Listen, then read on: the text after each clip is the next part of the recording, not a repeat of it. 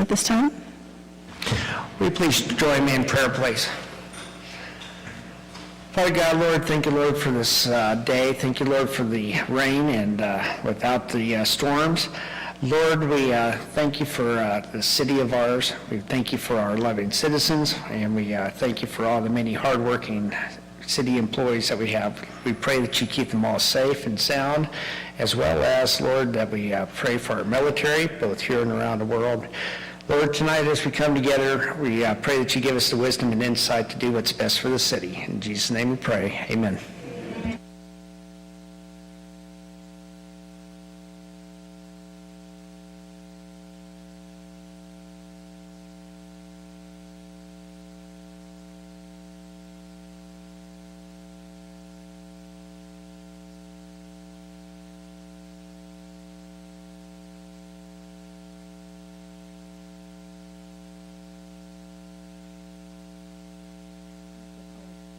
I want to apologize if I scared you, JD.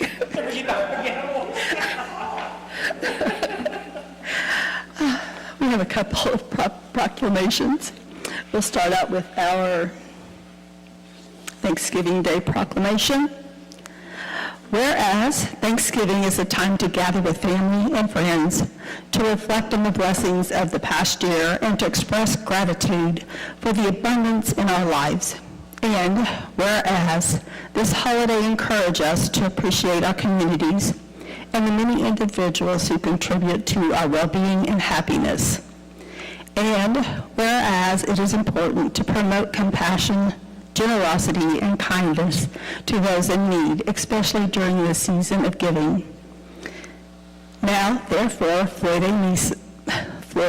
Eason, Mayor of our city of Del City, do hereby proclaim November 28, 2024 as Thanksgiving Day.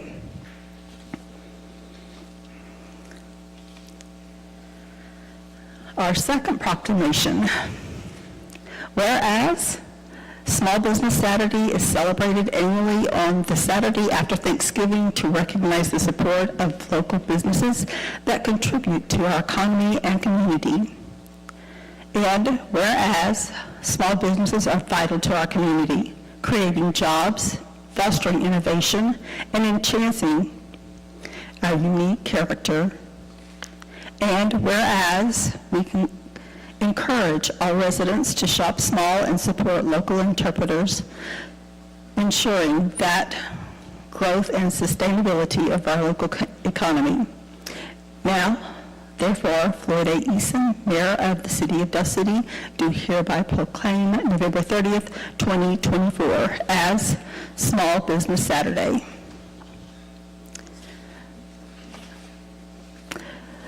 You know, I had some people in the flower shop this last weekend wanting a list of boutiques or other places to shop. And I think that would be kind of nice to have on our city website is some type of guide or just a business log of what we have here in Del City. Okay, item 4, public and council input. At this time, is there any public input?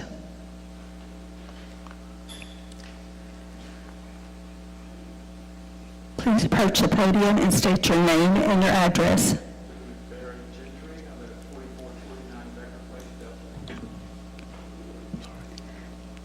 Did you hear me? Joe, did you get that? Okay, thank you. Well, I'm here tonight to ask the council to change the ordinances on trash and mattresses in front yards of the city of Del City. This has been a long-standing problem. There is processes to handle this problem, but they're not working. And we all know they're not working. So there's been a lot of rental houses coming to the city, and to be honest with you, I've checked in my neighborhood, and in 3 blocks there was 20-something violations of mattresses, trees, limbs, you name it. And the city does, you know, the code enforcement does a good job, but I'm thinking that they need to start finding the occupants of the house and or the owner of the house. something needs to be done to change the way it's being handled, because right now I've never seen it so bad in Dale City, or for that fact, in any city. So I've been all over the place. So I'm requesting some changes to the code enforcement laws and the big trash day and all that stuff to clean up Dale City. And I'm sure you've heard this 1,000 times. I have. I did send the list over to Kelly on Saturday or Sunday, so I'm sure that they have it, and they've already started working on those addresses. Okay. And if you'd stay with us until the next meeting, which is about 45 minutes from now, Okay. or 30 minutes, we're That's actually fine. going to be discussing this exact thing that's Well, on it. My 2 cents is you need to start finding the owners and the people that live there, because the people that are living in the rental houses are not, they don't care. They could care less if junk is in their front yard. And I've been a long Dale City resident, it's off and on forever, and it's beyond, it's just gone too far. So anyway, that's my discussion. Thank you, Barry. We're working on that. All right, thanks.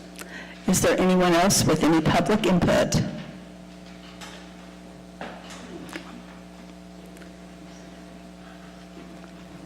Please state your name and your address. Jack Wall, 3020 Overland Drive.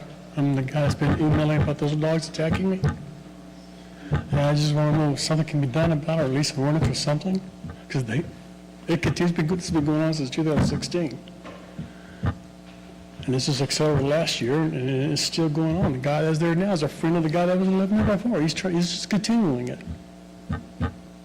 And what address is this? 3020 Overland Drive. Overland. I've been attacked 3-4 times now already. I tried the non-violent way, but I'm not going to put up with it. I'm going to be their doormat forever. I did turn the information in today when I received it, so hopefully it's in the right hands and we can start working on that. I know it's scary when, I'm a dog person, I love my animals, but I know that it's also scary when a dog comes at you in an aggressive manner. I don't have a problem with dogs. People need to be responsible for them. You know, there's a leash law for a reason. They're never on a leash. And I got a neighbor next door. He just moved in a month ago. He's the same thing. His dogs are out all the time too. He goes and sits in his front yard and he lets his dogs just go out wherever they want to. I don't know if they're aggressive or not, but I know when I'm in my backyard, because they're right next to me, they'll be at the fence growling and barking at me. I have no idea what they're going to do if they feed me in the front yard. You know. Always call the police department. That doesn't do any good. I've done that, and dispatch won't even take my calls anymore. Chief Slayton, is this something that you could speak with the gentleman about outside? Okay, when you're done speaking, sir, if you'd speak to our assistant police chief, he'll be able to work with you. We could talk before. Hasn't gone anywhere then either. But when the dog's out, I know sometimes the ladies with the ACO are busy, but if you do call in at the non-emergency number. She won't show up unless I argue with the dispatch. Like the last time I called them, when the dog attacked me, she says, well, that's your problem. We're not going to deal with it anymore. That's exactly what she said. And hung up. And he tried to say I was cussing them out. I've never cussed them out. Never. I've been polite, respectful. I did raise my voice, but not to the point of yelling at them, but I did because I'm frustrated. And she sent a cop out one time. He's got a major attitude, trying to chew me out for even contacting him. If you have the information, give it to our deputy chief, and he'll take care of it. I figured this would be a waste of time. All right. All right, thank you.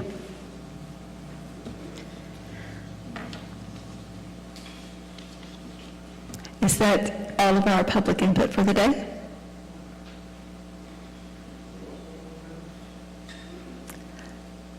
Sir, will you please state your name and your address? I like that hat. Wendell Kluge, 4744 Crest Place. I just want to say thank you, City of Dale City and Economic Development, for the rollout of the Deep Roots and relentless spirit. I'm really excited. Great job. Looking forward to us making Del City better. Thank you. Thank you. Any other public input? All right, moving on to our council. Councilman Tatum? I just wanted everybody to know that I attended our rebranding ceremony at the community center, and if you didn't have an opportunity, you probably noticed that all of us are in a certain color tonight. This is Del City's new color, one of our new colors, green and bright and fresh and clean. That's what we're going for, and I think it's fantastic.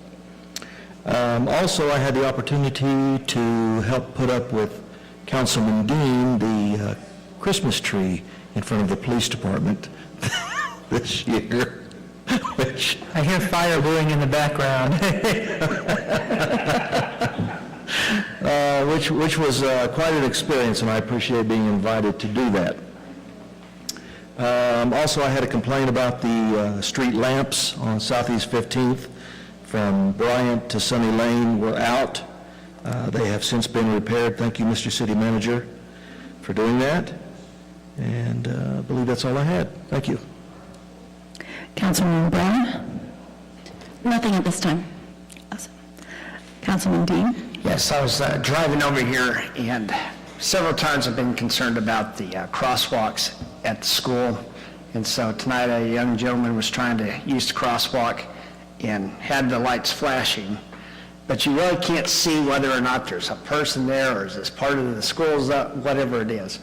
So over at I-40 in Sunny Lane, somebody in their infinite wisdom, after myself living here for 50 years, they finally put up a sign that actually has the flashing lights that says, "No turn on red." And I mean, that was fantastic, and that's easy. So that turns on when the red light turns on.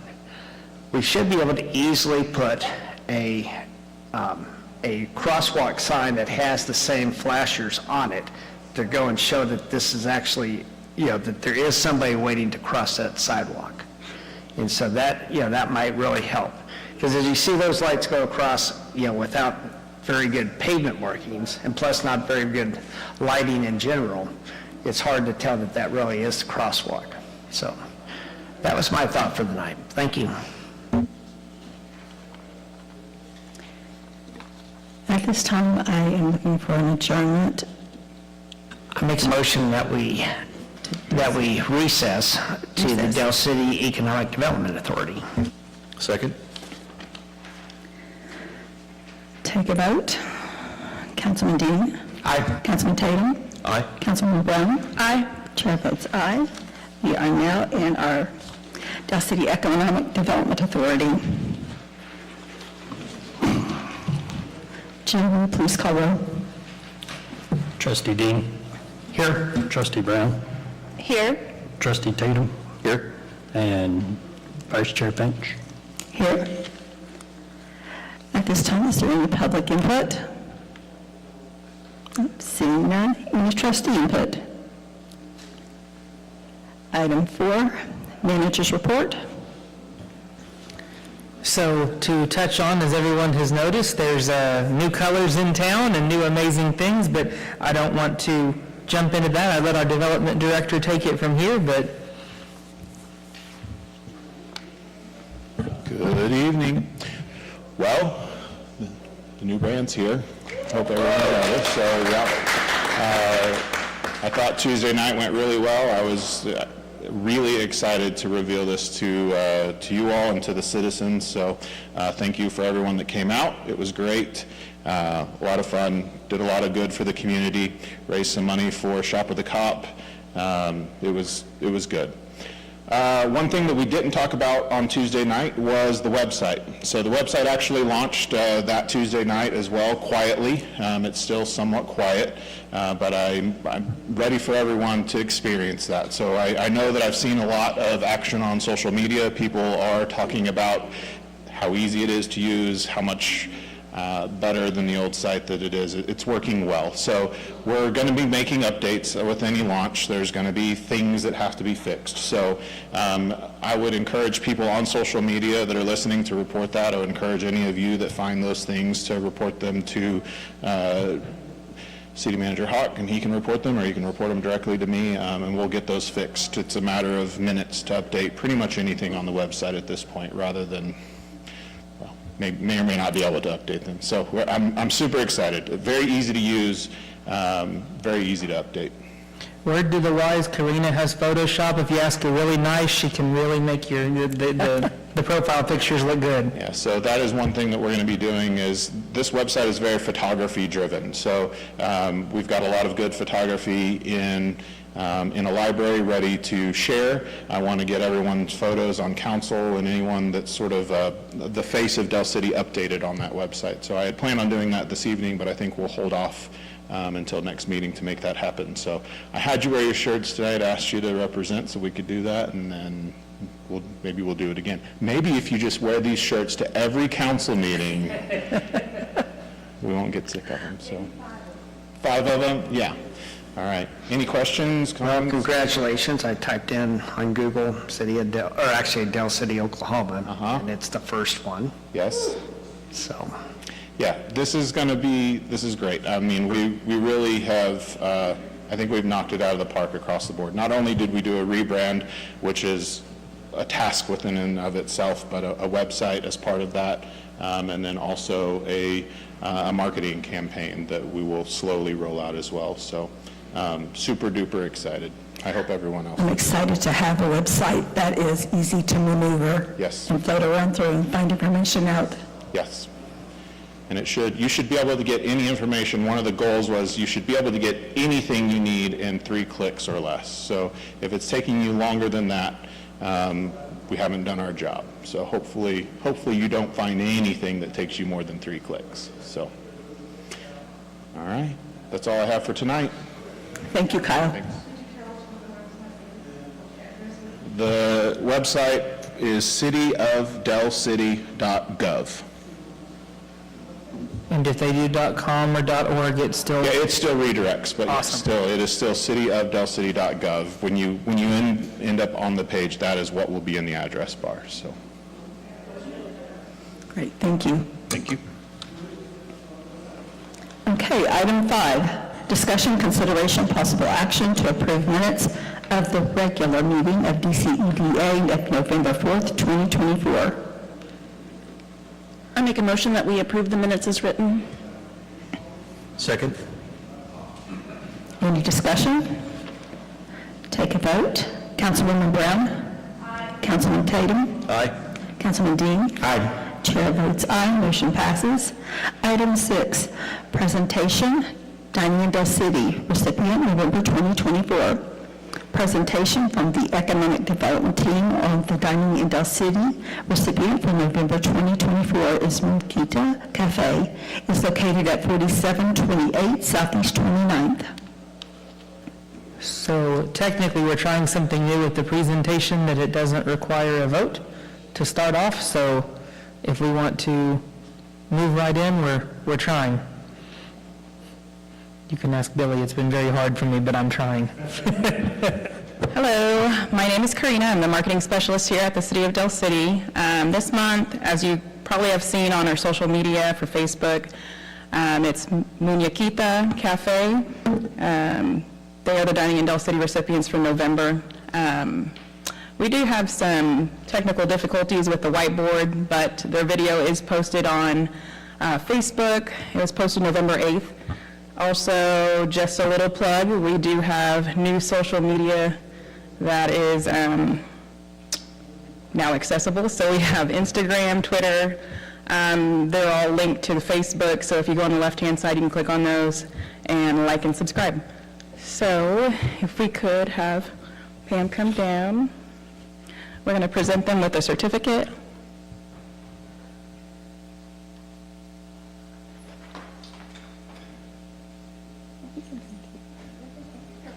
Yeah.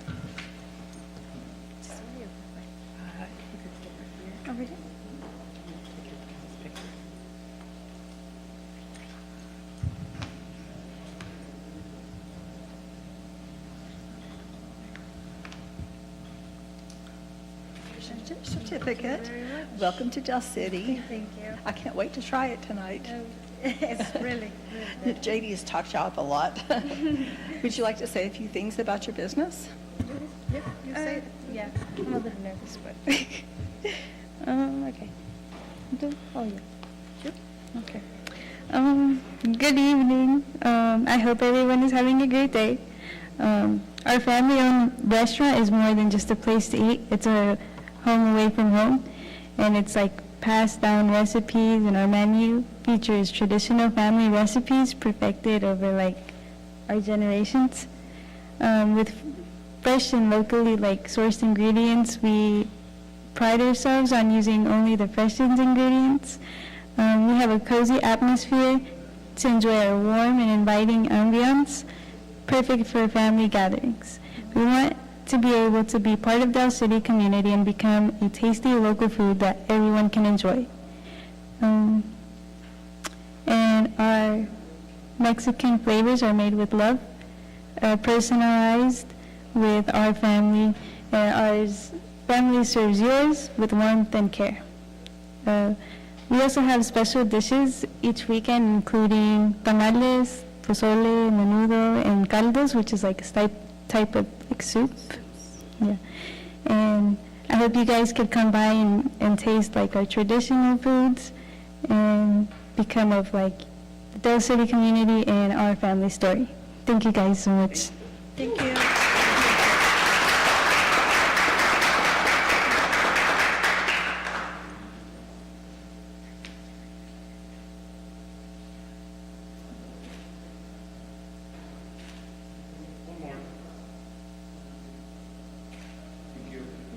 Thank you.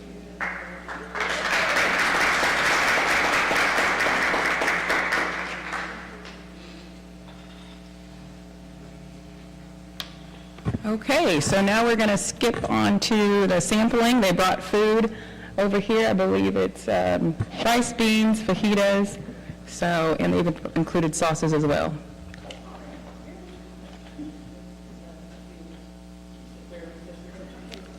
Right now, we're going to declare a 10-minute recess. Joe, will you start the timer? We are going to eat dinner.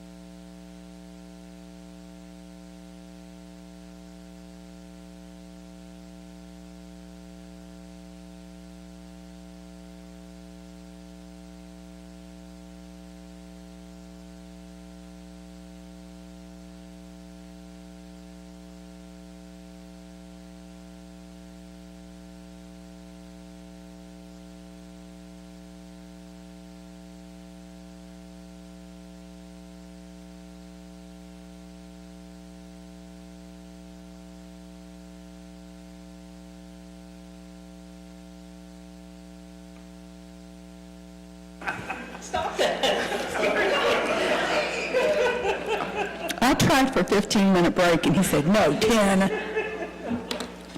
Well, I should have had 15 so I could have finished my fajita. All right, we are back. Item 7. Oh, wait, nope. I need a motion to approve item 6. It's just a presentation, okay, I don't need all that. All right, item 7, 2024 tree lighting ceremony. Discussion, consideration, and possible action to approve of modifications or deny a cost of $3,000 for the 2024 tree lighting ceremony, and approve/deny declaring a public purpose. Event scheduled for Friday, December 6, 2024 at the Dell City Community Center located at 4505 Southeast 15th at 6 p.m. Make a motion that we approve $3,000 and no cents for the 2024 tree lighting ceremony and approve declaring the public purpose. Second that. Any discussion? Just to let you all know, the Assistant City Manager and I went over some ideas for it today, along with, we have some more meetings coming tomorrow that we're very excited about the stuff that we're going to bring you, and we are looking forward to seeing everybody on December the 6th. If you haven't been to this event, it's very good. The kids are all so patient to get to Santa Claus. Our schools do the carols.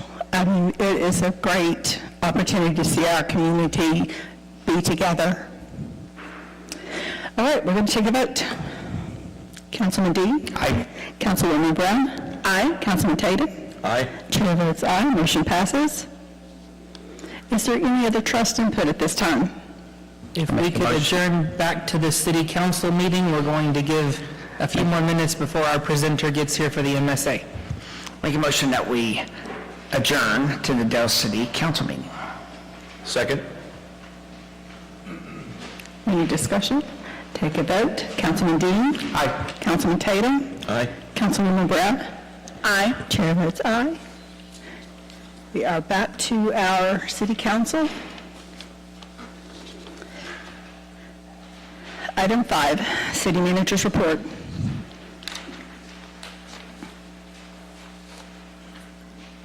So a few things from my end. I just want to thank everyone for coming out to our incredible Veterans Day ceremony on the 11th. It was fantastic. I really appreciate everyone coming up to speak, give the proclamations. John Kelty is always an amazing speaker, so I really appreciate him coming out. And James Martin from the American Legion coming and reading names of our fallen heroes. And I want to thank the City Council as well as the Chamber of Commerce for their contribution to the Veterans Day luncheon they had at 12 o'clock. I know many of you all got to attend that at noon at the American Legion, so that went incredibly well. So thank you all for the incredible work we did there. On the 12th, I know Kyle has already hit on it, we had an awesome fall town hall, so I'm very happy to see that successfully take place, and more great things to come in the not-too-distant future. So with that being said, we'll move on to the city clerk. Okay, we received our taxes this time around, and our sales tax is down $91,397.24, which is a decrease of 8.31%. Our use tax is up $7,026.97, which is an increase of 4.73%. Our tobacco tax was up $437.01, which is an increase of 6.79%. And our hotel motel tax is down $1,743.52, which is a decrease of 10.43%. That is all.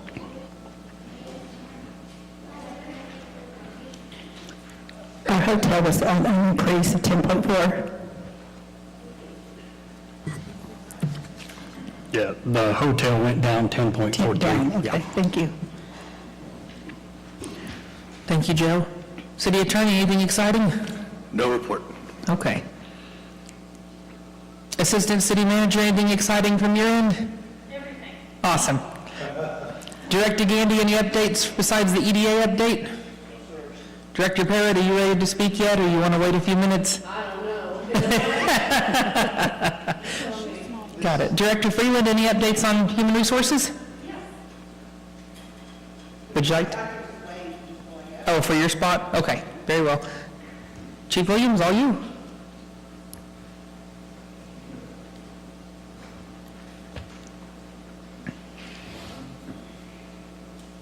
Chief Williams Fire Department. This month, operation-wise, we ran...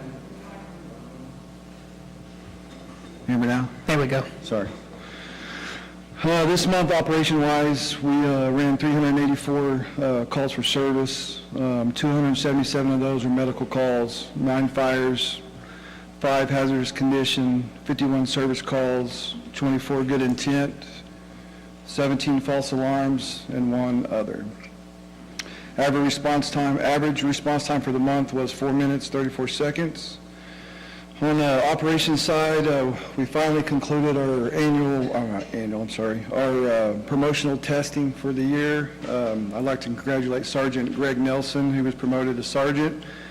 He's the last one that we had to promote to be done with the promotional process, so we're glad about that. Our guys right now are continuing company inspections and building familiarization inspections. This month they got to attend and cooked a great chili for the town hall and chili cook-off. Yeah, we did win. Slayton's not in here, yeah. You didn't want to do that. We also conducted our fire and police department open house together this year, which was great. We had a great turnout. Conducted several station tours and fire safety talks there at the station, being Fire Prevention Month. This week, we're providing lunch for Dale Quest. That's this Thursday, and an activity for them when they come on over. On the administration side, our guys have transitioned to the new Central Square finally, which is our new CAD system. We're now on the same system as PD. All of our trucks are up and running and operational at this time, which is a great feat. Thanks to, I'd like to thank Major Cowden, who had a big part of that, helping us out in that transition. We've started our implementation process with First Due and Lexipol. We're going to be working on that for a while, but it has started. We got to attend the Chamber's Veterans Day ceremony, great event. Our administration attended OKI-AAI conference this month for arson investigations. The 4 of us attended. It was a great conference. On the training division, we had 348 training hours completed by all fire personnel this month. Our training division, he's in charge of a promotional process, so he's really glad to complete this process. Like I said, in the promotion of Greg Nelson this month. He's also in charge of hiring our new firefighters, so he's taken all the applications for a new firefighter as they come in and continuing his mental health and wellness check-in with all the guys. The fire marshal's office, they just completed the 50% inspection on the fire and sprinkler alarm of Town Place Suites. So it's coming along really well. It passed, no issues at all. Had several plan reviews this month on the new Long John Silver's, the McDonald's remodel, and the Townsend Elementary rebuild. So he's been busy with that. Pafford, Emergency Medical Services, they're meeting our minimum criteria. Great, we haven't had any issues. We're looking at actually getting Pafford over to our new CAD system. So with PD, fire, and police, we're all on the same CAD now, which will be really, really good. Emergency management or weather side, we had multiple outdoor warnings activations this month due to these pop-up tornadoes in November. I think we activated a total of seven times. So we also conducted outdoor warning system testing this month, and all sirens are up and operational and good to go. So that's all I have. Any questions? Or? I guess that's it. Thank you, Z. Thank you. Sorry, I forgot we had Chief Slayton here hiding somewhere. Chief, you got anything for us? No. Okay, that's everything for us. Thank you. Negative.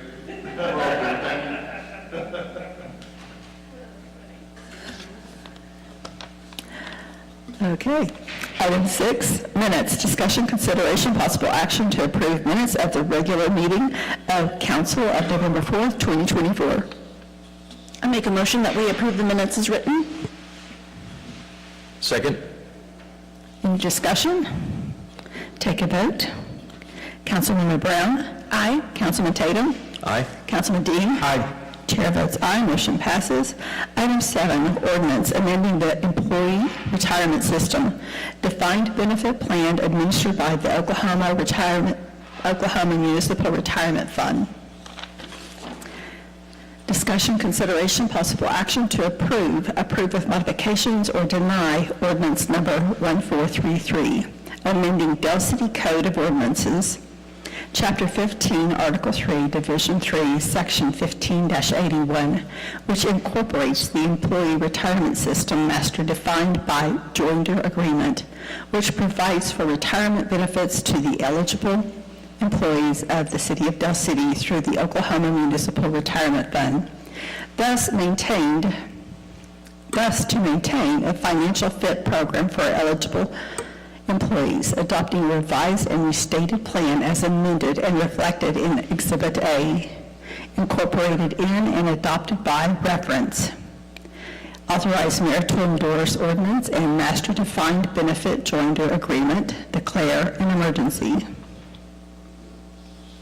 I make a motion that we approve ordinance number 1433, amending the Del City Code of Ordinances, Chapter 15, Article 3, Division 3, Section 15-81, and authorize mayor to endorse the ordinance and master benefit plan joinder agreement.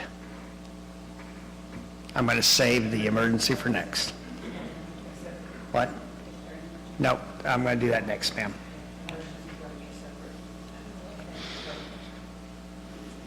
Second. Second.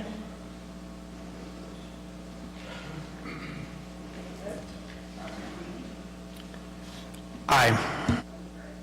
Aye. Aye.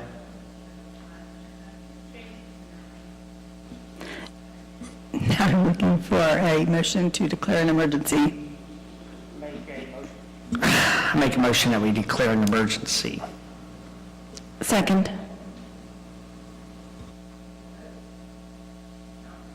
Councilman Dean? Aye. Councilwoman Brown? Aye. Councilman Tatum? Aye. Chair votes aye, motion passes. Item 8, employee benefits for CY 2025.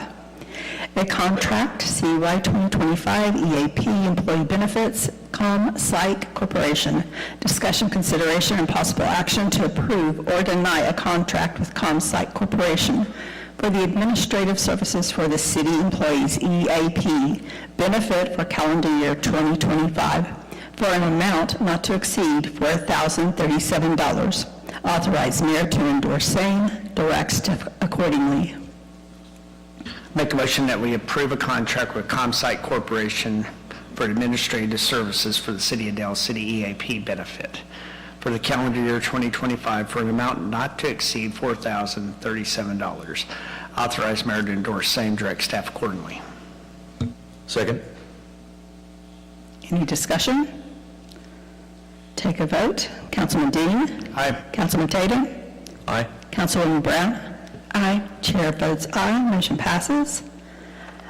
Item B, discussion, health, dental, vision, and life insurance employee benefits for CY 2025. Discussion, consideration, and possible action to approve or deny moving forward with renewal for the administrative services for city employees and retirees' health insurance benefits for the calendar year of 2025. Renew health and prescription drug plan through Blue Cross and Blue Shield of Oklahoma, as shown in renewal option 1. Authorize mayor and/or city manager to endorse necessary documents, direct staff accordingly. I make a motion that we approve B as written and authorize mayor to endorse the same. Authorize mayor and/or city manager to endorse necessary documents. Direct staff accordingly. Second? Is there any discussion at this time? Yes, if we could have, if we would to have Michelle explain Yes. what this one's doing. Thank you all. I only get before you usually once a year, so this is usually that time of the year. I want to thank you for renewing the EAP program. It is very utilized, not only by our staff, but by their family members. And it doesn't always only cover the counseling, it helps them with legal. That's really went up in our participation seeking legal services. This program and this company has been flat on their rates with us for 3 years, so thank you for that. I'm open to discussion on any of our benefits that we just renewed for our medical, dental, vision, or life. What kind of changes are there from last year to this year on this one?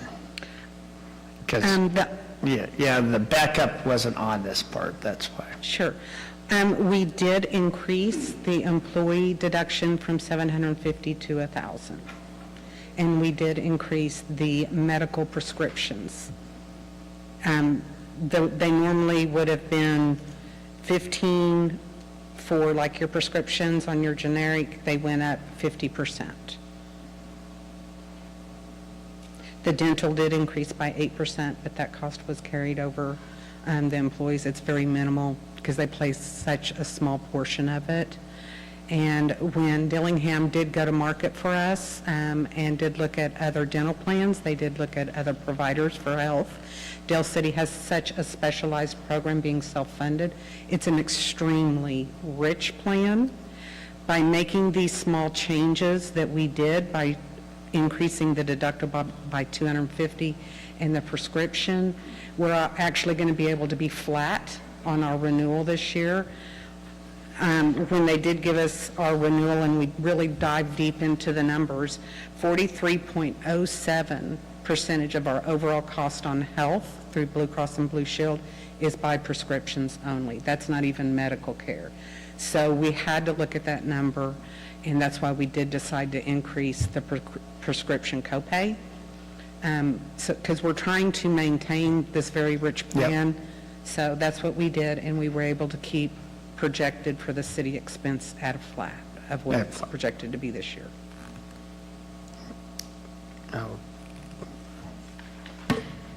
Anything else, council? I apologize that the backup documentation didn't make this. We'll make sure to send you a copy tonight. I want to take this time to give you our Human Resources Annual Report, because I don't know when I'll be before you again Next year. for our team.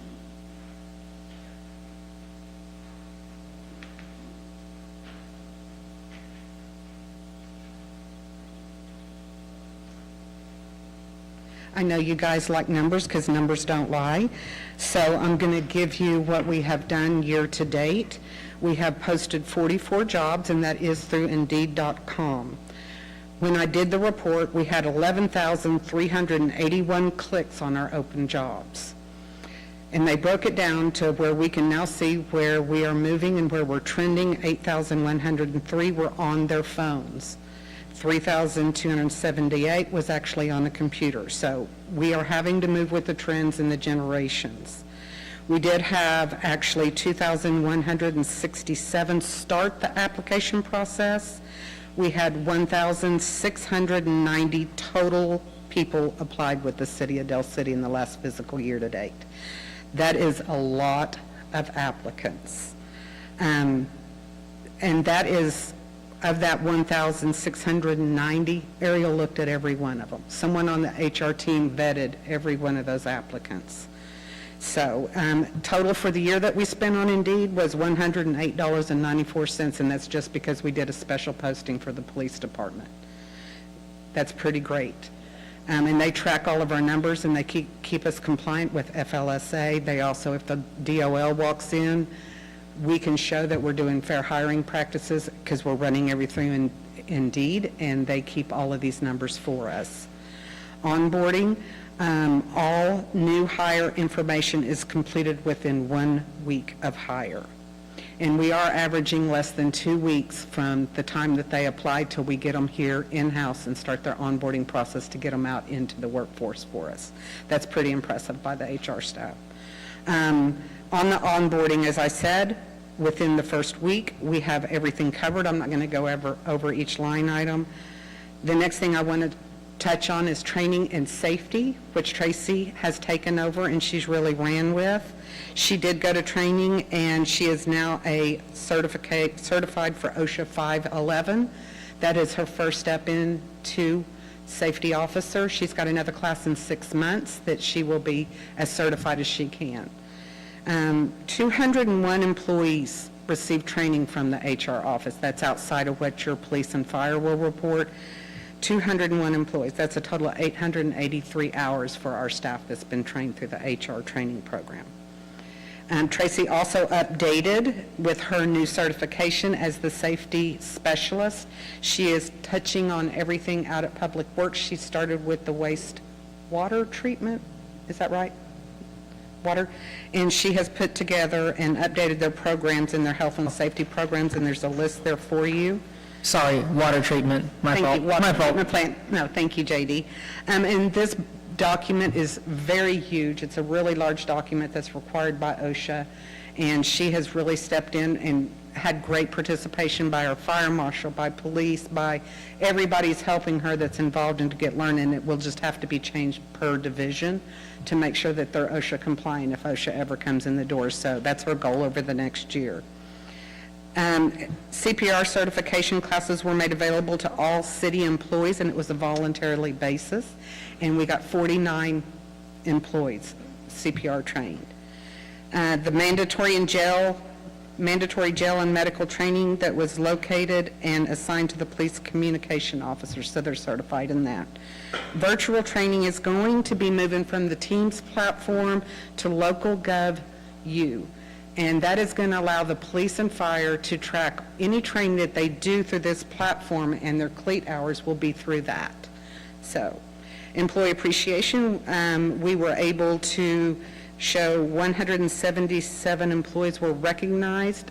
HR was recognized by upper management, by the city manager and by the assistant city manager. So I wanted to make sure those numbers don't reflect here. This is strictly what our team did. So that's what I have. I look forward to a new year and really keep pumping these numbers out. I'm open to any questions you might have. And Vice Mayor, if I could, I just want to clarify that was a report that you reserved earlier during the officers' reports, correct? No, I'm just making a record for the agenda that we kind of did this out of order, but this was her officers' report that you just accepted. Sorry about that. Thank you so much, Michelle. Thank you.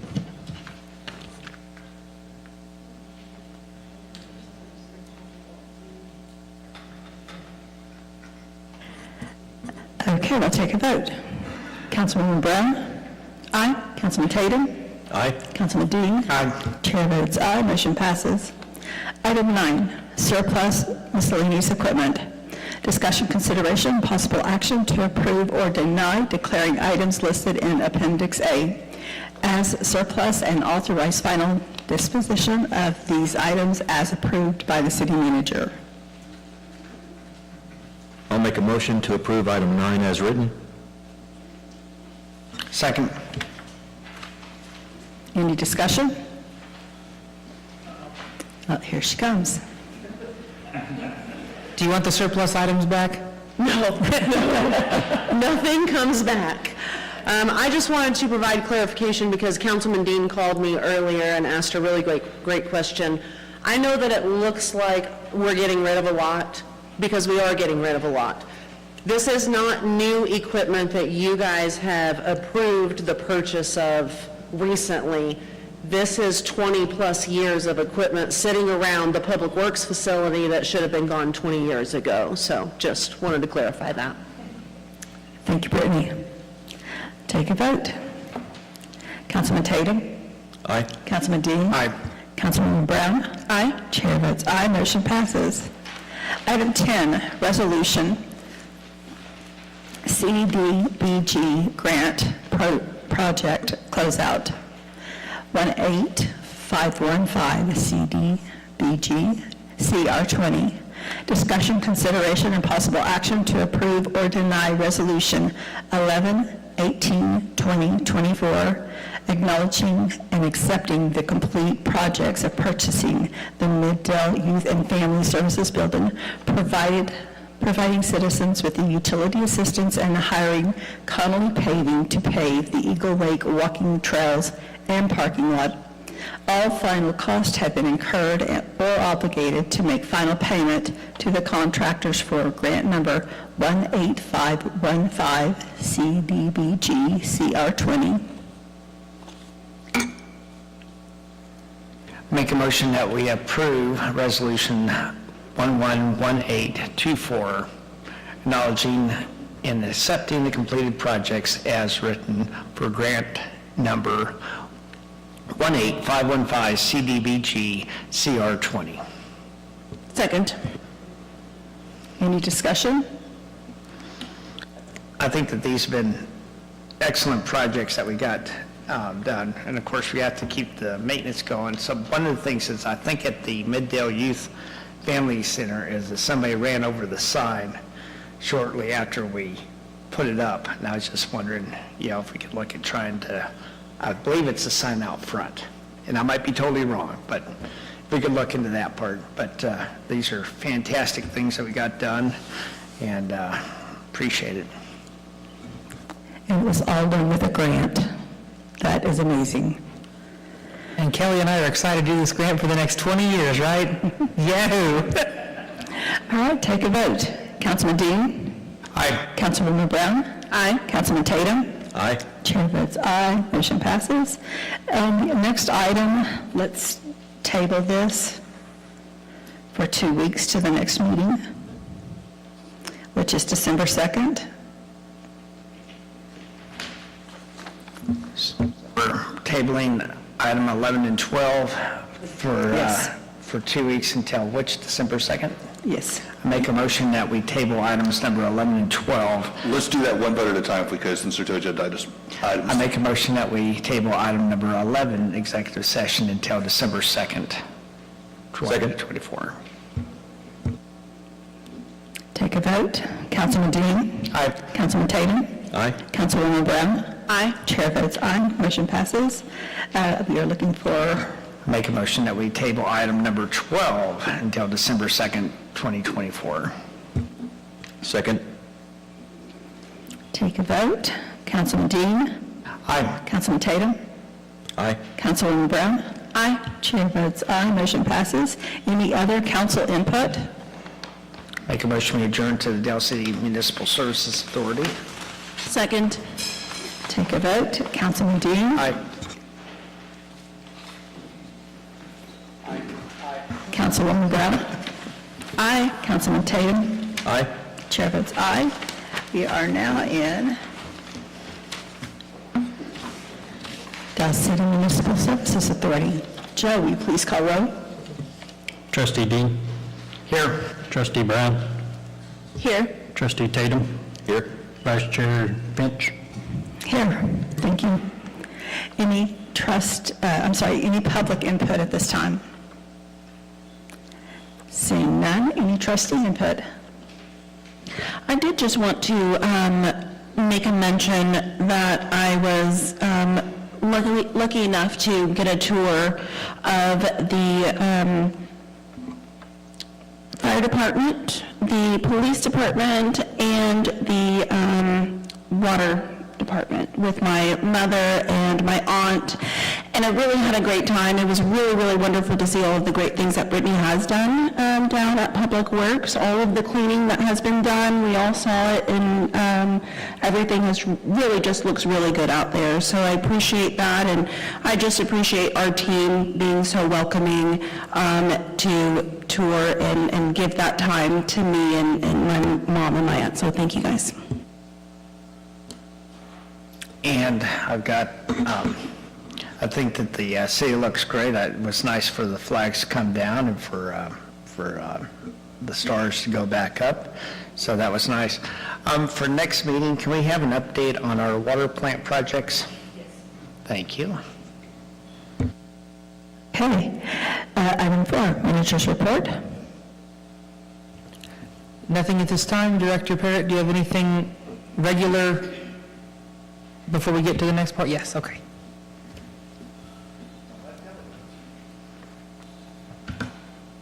I'm all nervous to be up here at this meeting.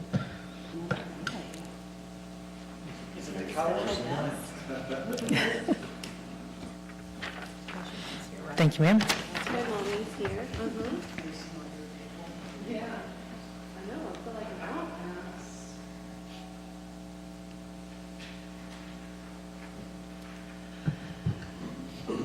Okay, so for the month of October, just keep in mind that Public Works was closed for 1 week of October while we were doing our cleanup and inventory. So while the numbers aren't super low, they're lower than they were in September, but that's why. So just starting at the top, waterline maintenance had 1 main line break, 10 after-hours calls, 6 service line leaks, 46 Okie locates. They repaired 2 fire hydrants. We are up to 8,213 service orders for the year. And our water output went up 6.58% at just over 66 million gallons for the month. Sewer line maintenance had 5 main line calls, 7 house line, 8 preventive, 4 after hours, 2,375 feet of sewer line cleaned, and they did 73 locates. We'll hold off on bulk trash. We won't even cover those numbers right now. Street department. So the biggest thing here is on the street department calendar that we rolled out a couple of months ago that kind of break down what we're going to do. Now that we are out of mowing season, the calendar on days that they would be mowing automatically switch over to creek and drainage. So those numbers will start going down on mowing, and then you'll start seeing them come up on creeks and drainage now that we can actually see what's in there and get in there and clean it out. We currently have 0 vacant positions at Public Works, which is fantastic. So huge shout out to the Human Resources Department. They have been really great at helping us. If we lose one, the job is posted the next day so that our crews are not out there being shorthanded. So that's been really nice. Ongoing projects, we are still building master databases for creeks and drainages. That is something that I learned shortly after going down to Public Works, is that we all know that we have a lot of them out there, but there is no master list so that we can make sure that they're all getting equal attention. So as the street department is getting these calls, as work orders are coming in, we are actually building a database and tracking what date the last time eyes were put on every creek and every drainage in the city, which is huge. So park bathrooms, city irrigation systems, water fountains, and welcome beds will all be shut off this week to be winterized. In preparation for winter weather, the street department has already attached the plows and sand spreaders to the proper trucks. We wanted to make sure that there would be no surprises because we never know what Oklahoma weather is going to do. The cleanup and inventory week and the appreciation luncheon was really a huge success. You know, there's so many different departments down at Public Works, and so many of them work different schedules. Some come in at 3 a.m., some come in at 6, some come in at 7:30. So we don't really get the opportunity to all be together very often. And just to shut everything down and bring everyone together, I laughed until my stomach hurt. It was so much fun. So I really appreciate the council's support on that. Not only was it good for the employees on a morale standpoint, really to have that time and not have to worry about work orders or what's being sacrificed, and really clean up our facility and take pride, and we know what we have and what we don't have, and everything is organized, and it allows crews to streamline when they are going out on jobs. We know exactly where everything's at now. We know what we need to be doing at Public Works. We have a long list of projects. We're going to continue to improve the facility down there. We're building roads to make sure that, you know, all of our equipment, our roll-off containers, trash cans, all of that is on good solid ground. Everything's going to be covered. Our equipment's going to be protected from the weather. So just having time like that is really more beneficial, I think, than anybody really thought it would be initially. So really, thank you all for your support in that week. It was very much needed. We did have 7 Midwest City hazardous waste drop-offs for a total of 2,644 pounds. That was not all residents, that was us. As most of those pounds is going to be us, not the residents. So just to clarify that, because those numbers are a little off. So that's all I have for the October monthly report. Thank you for explaining that hazardous waste. I knew you did. I'm like, well, that's 255-gallon pails of Yeah. heaviest of stuff, Yeah. so. Back before 2020, we used to have a contract for emergency snow plowing with one of our local companies that has some big dozers. That stopped for the last several years. It was a no cost to the city. We just basically had them on standby. That might be something for us to look into. Now, maybe, I didn't quite realize we have different snow plows, but that might be something to look into, seeing how we're already looking for a pretty moist winter here, so. Yeah. Now, you said mowing season is over, thank God. Yes. If we receive any requests, though, Absolutely. okay. Yes, we will just take them on a case-by-case basis. I'm just not going to continue to generate weekly work orders to send them to 30 different locations to see, yep, the grass is the same height as it was last week. So, yes, absolutely. And we did make it out to Lawn and Branch today with the boom axe. That should be resolved. Thank you. Outstanding. Thank you, thank your crew. Thank you, Mr. City Manager, for that. Thank you, Brittany, very much. Sure. That's very, very, very good. Thank you. Thank you, Brittany. Thank you, Brittany. Item 5, minutes, discussion, consideration, possible action to approve minutes of the regular meeting of DCMSA of November 4th, 2024. Make a motion that we approve the minutes as written. Second. Any discussion? Take a vote. Councilwoman Trustee Brown? Aye. Trustee Tatum? Aye. Trustee Dean? Aye. Chair votes aye, motion passes. Item 6, presentation, discussion, bulk trash review. Presentation and discussion regarding Dale City's current bulk trash program. Once again, with this being a presentation, I'm trying this, Billy, where this doesn't require a vote. No vote. Okay, no vote. Okay. We're trying, guys.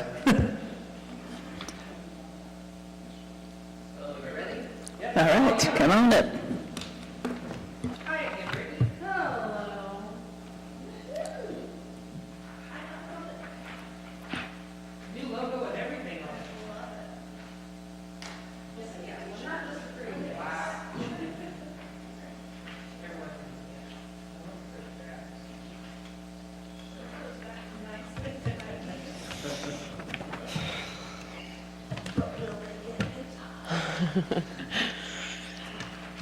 All right, so we're just going to start at the beginning and go through this from then until now. So the City of Dale City began contracting out bulk trash in the spring of 2016 through Waste Management. At the time, the initial fee was $2 a month per utility customer. So that is charged to everyone except those in Smith Village, because they are outside of city limits, and commercial properties, including apartment complexes. So that's going to give us a rough number of around $7,800. The fee is up to $225 now, so in the last 8 years, we've gone up a quarter. So what that puts us at is right around $210,600 a year. The contract was awarded to Waste Management beginning in 2016, and then the pricing here is as follows. So for fiscal year 15-16, it cost $50,893.08. 16-17, the cost was $132,796.51. 17-18, it cost $126,275.92. And then in fiscal year 18-19, it was $157,341.50. So to be clear, these numbers, this is all I have for these 4 fiscal years because these were under a different sanitation supervisor and administration at Public Works. So now, if we go to the next page, I have much more information for what the cost and the breakdown is for bulk trash.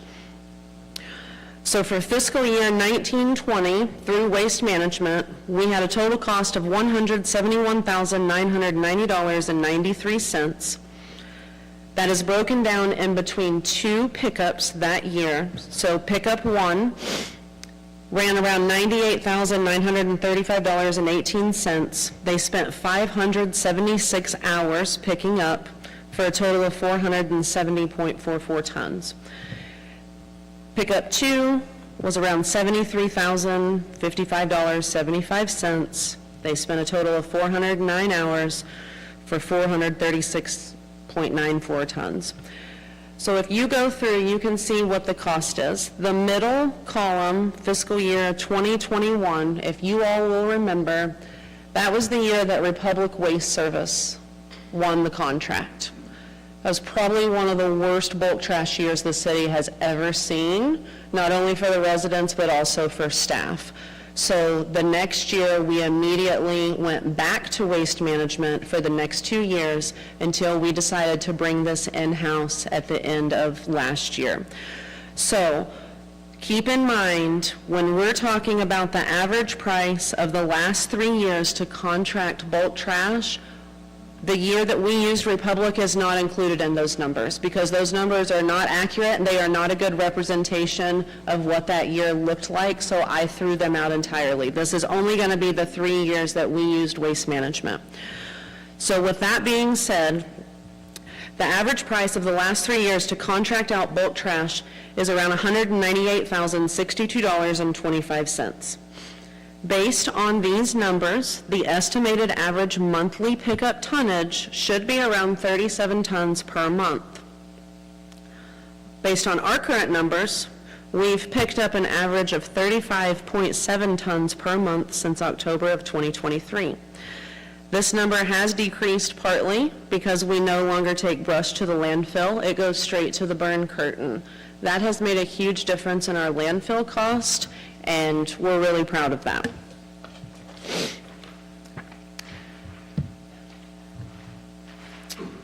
When we contracted out with Waste Management, as far as drivers go, when they would deploy in Del City, they would have a minimum of 9 trucks on the road at any given time and up to 20.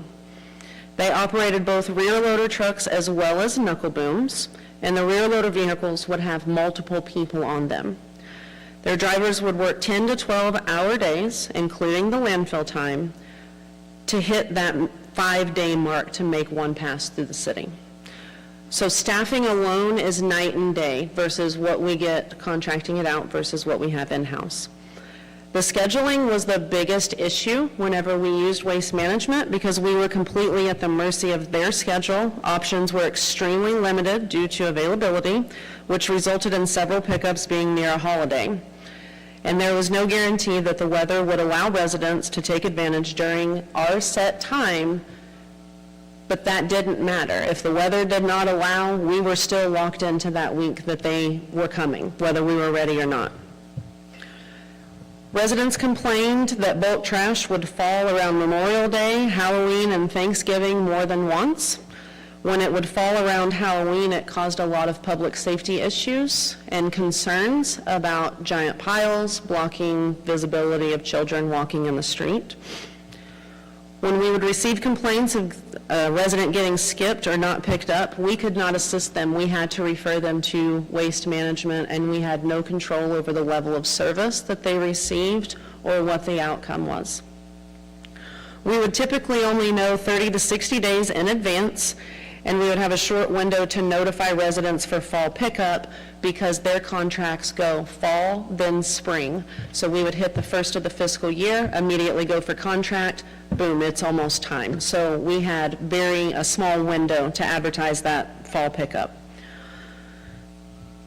So I checked on other cities. City of Oklahoma City, City of Midwest City, and City of Choctaw, and I was pleasantly surprised to find that we are actually pretty close to them in most of these. City of Oklahoma City does collect once a month, either on a Monday or Wednesday between 7 a.m. and 7 p.m. They allow 4 cubic yards, but they automatically have a fee in place that's applied for excess waste, which is $13.13 per cubic yard. Their bulk trash fee is included in their monthly sanitation cost, which is $25.62 a month, and they already have scheduled annual increases in place. Their program is so large that they service the City of Oklahoma City, Mustang, and Edmond. Okay, so quick question, that $25.62 is for their total sanitation? That's their sanitation cost. Okay, that's not just for their bulk? No, that's their sanitation cost. And so what would be our I guess probably down here, so what is our, the 2562, if we subtract off ours, or? All residents pay $12 a month for sanitation, plus $2.25 for bulk. So $14.25 total. Okay. So the City of Midwest City, they collect their bulk trash quarterly by zone. They have a total of 12 zones. They do handle it in-house, and they have a minimum of 4 vehicles operating during pickup. They also allow 4 cubic yards, and they already have a fee in place of $20 per cubic yard. Their fee is also included in the monthly sanitation cost of $20.27 a month, and $1.50 of that is applied back to the bulk trash program. They service around 20,000 residents. City of Choctaw, they collect once a month. They contract it out. They only allow 3 cubic yards. They have fees in place for excess waste of $15 per cubic yard, but if they deem it loose or unbundled, you're going to start with an additional charge of $30 plus $15 per cubic yard over the 3 cubic yards allowed. Their fee is included in the monthly sanitation cost of $22.90 a month, and that services around 5,000 residents. So here in Del City, we collect 2 times a year at the customer's request whenever they want it, whenever they're ready for it. We allow 4 cubic yards. There is no set fee for excess waste. These fees vary and require prior approval by the resident. The fee is in addition to the monthly sanitation cost of $12 a month.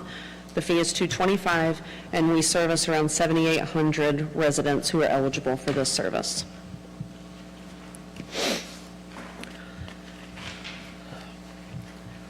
Next page goes over what we have spent since we implemented this program.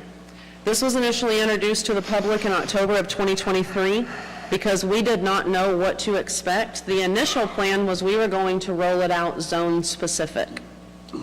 We had a 90-day trial run and deemed that we could absolutely handle this service. And effective January 1st, 2024, we opened it up to residents that 2 times, whenever you want it. The only restriction is you can't have 2 pickups within the same month. Realistically, we have to keep in mind that at any given time, we have 7,800 people eligible for this service to make the request all at the same time. Realistically, could that happen? No, but we have to prepare for it.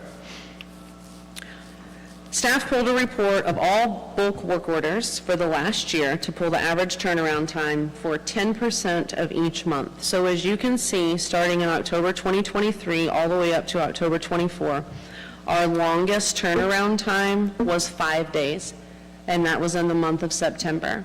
That is what we promised residents, is that we could pick up all bulk trash piles requested within 5 business days.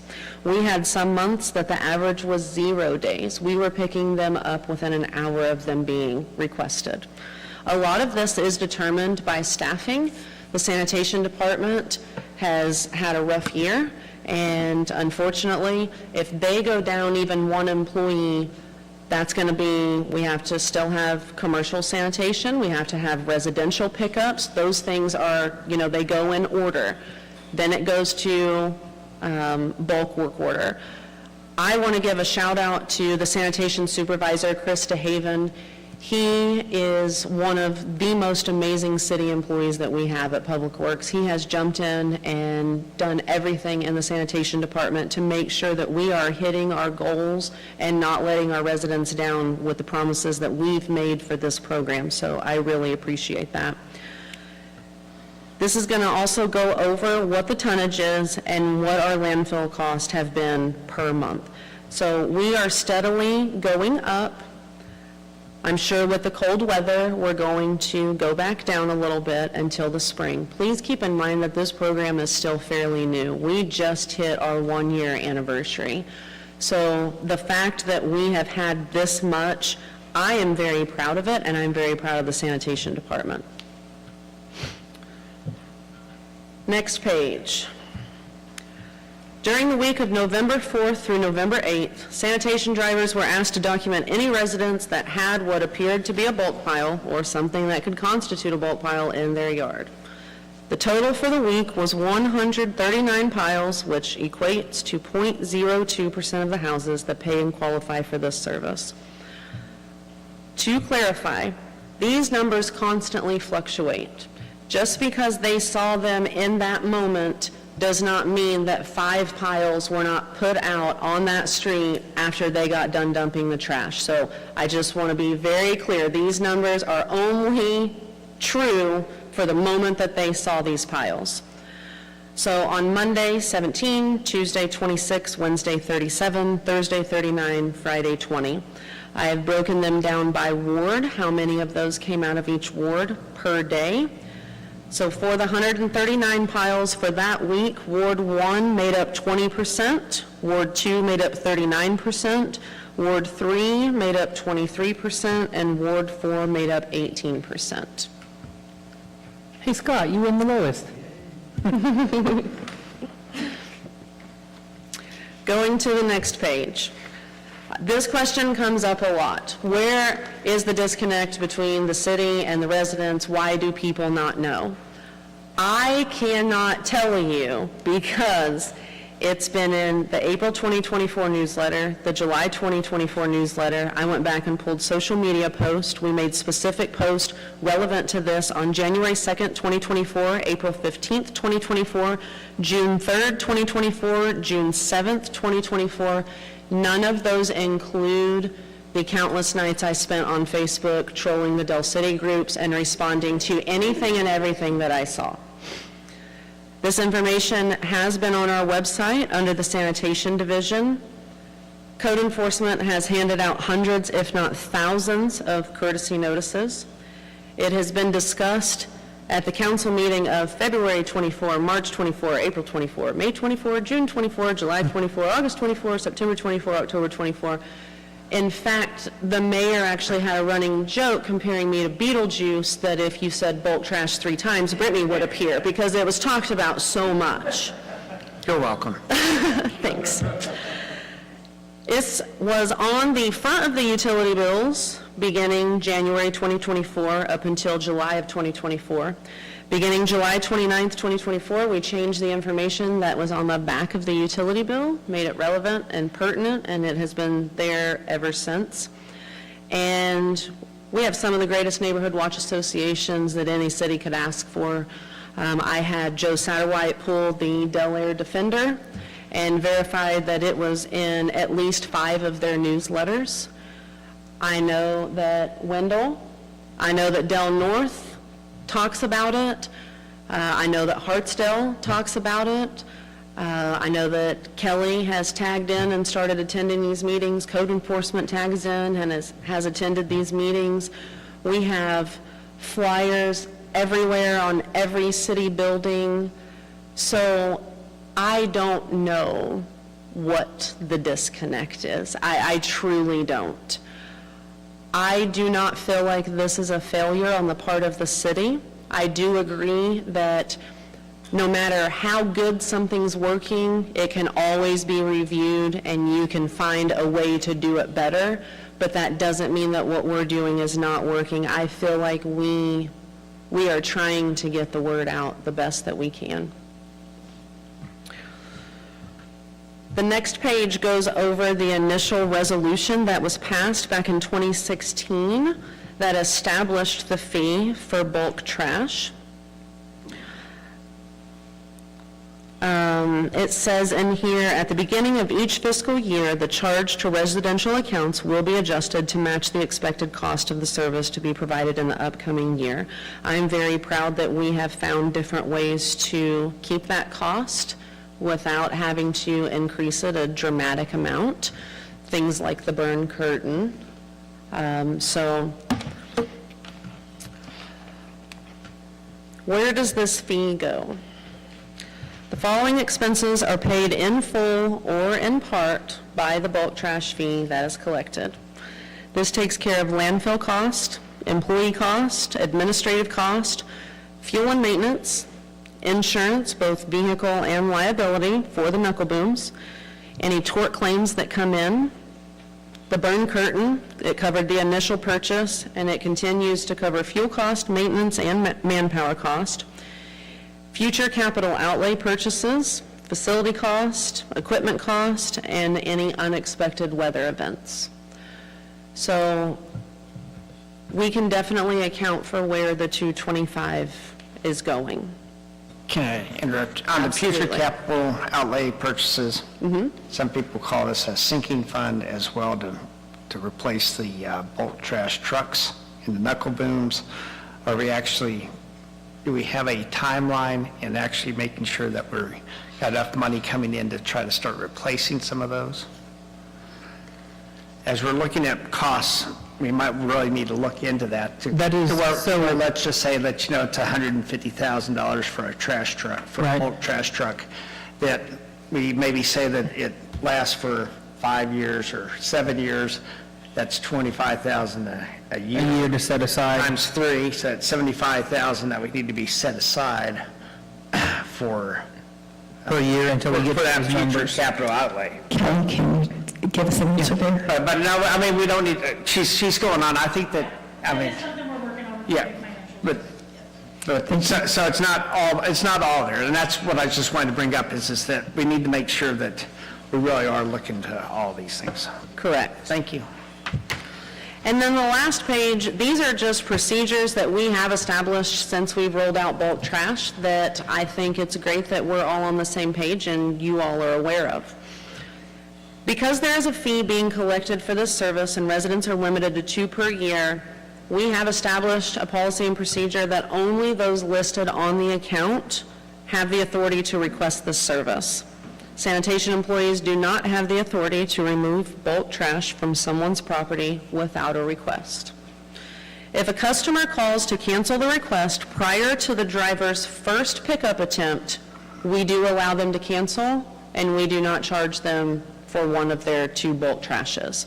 Only if we make the drive out there and there's nothing there, do they get charged, because we have still had to pay an employee in a vehicle to go out there. The pile must be on the requester's property to be picked up. It cannot be on their neighbor's property. If the pile is obstructed in any way, being it cars, mailboxes, power lines, etc., the sanitation division will make at least one attempt to contact for 5 business days before that service order is voided and the resident is charged for the pickup, and then at that point, we will turn them over to code enforcement. The sanitation staff, Sam, does a great job. She documents on every service order the date and time in which she's attempted to contact them, so that we are making sure that we are doing our due diligence. The sanitation driver does use discretion in the event that the pile is larger than 4 cubic yards. Items left will then either be priced according to our special pickup list or as a whole, whichever is cheaper. For example, again, Chris DeHaven, he's so aware of things like this. He has picked up everything except a couch, because the couch on the pickup list might only cost $6, and everything else would have cost the resident $50. So the prices do fluctuate. We do not have the set fee like the other cities do. That is something that's different. And then code enforcement employees do have access to all utility accounts and can verify if a resident does have a pending pickup. So we are all trying to work together to make this as smooth, productive, and beneficial as possible. So there's only one piece of information, I think, missing from this awesome report. The question is it's on our piles recently spotted. Kind of the question is we had, you got it all for this time. Did we compare it to how many work order calls you had called in? So let's just say this is 150 for this week. Did you have like 100 calls that were awaiting, or do we have 150, or whatever this number is? Or do we have these many people with outstanding, that's kind of that was the only piece of information. I did have that number, but I could not specifically tie it back. The problem is, so let's say this morning. When I came in this morning, we had 4 service orders outstanding for bulk trash. I ran a report at 12:45. We had 47 orders outstanding for bulk trash. When I left, we had like 7. So the numbers are changing so fast on what's outstanding that I would not be able to give you, I could tell you how many service orders were outstanding during this week, but I have no way of saying that it is of any relevance to the numbers that are on that page, which is why I didn't give that to you, because I don't want to paint a false picture. Because we could have had 200 work orders outstanding, and they were all put out following that, and none of them were related to those numbers. So, how about the work orders that you go out there and it's blocked by a car, or that they've called in and then it's not picked up? And so let's just pretend like they gave the wrong phone number or whatever. Who knows? We don't know why all this is happening, but how about the one, so you have the work orders that you just kind of said, whether it's 4 or 47, and then back to this. Do we have a huge number that's been rejected, or, rejected for some reason? So does it happen frequently? Yes. But if I had to guess, when we reach out and let them know what the issue is, I would probably say the turnaround time to have it resolved is within 2 to 3 days. It's very rare that we've had to just cancel someone out for failure to comply and kick them over to code enforcement. And I heard about equipment problems or manpower or staffing problems. Could this week, for these piles be attributed to that kind of, those kinds of issues? I'll never say no, because I'm not 100% certain. We have a new employee who is very experienced on the knuckle boom and who has been on the knuckle boom just about every day since he was hired 2 weeks ago. I think he was hired Halloween, actually. His start date was October 31st. So he started on the knuckle boom the following week. He is averaging anywhere between 29 and 37 work orders that he can pick up in one day by himself. So some days we go really, really fast. Some days we don't go as fast. But even on the times that we're not going as fast, our overall average turnaround time, we are still within the 5-day mark that we promised. So Brianna, we have trash, we have big trash, and we have special collections. So on our special collections, do our citizens use that a lot? I wouldn't say a whole lot anymore.